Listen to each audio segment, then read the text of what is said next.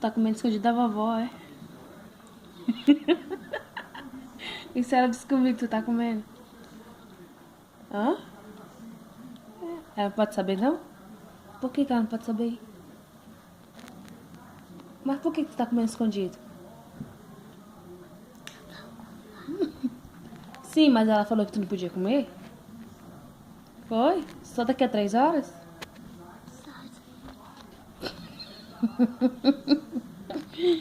Ah, tá.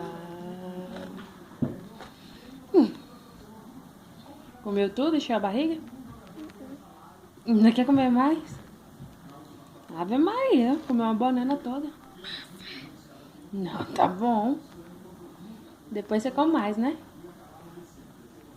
Não tem aquela vitamina que a avó fez? Coloca um pouquinho pra mim. O suco de goiaba? Tem um de goiaba. Vitamina. Ah, tá. Vou lá pegar, tá bom? Eu quero agora.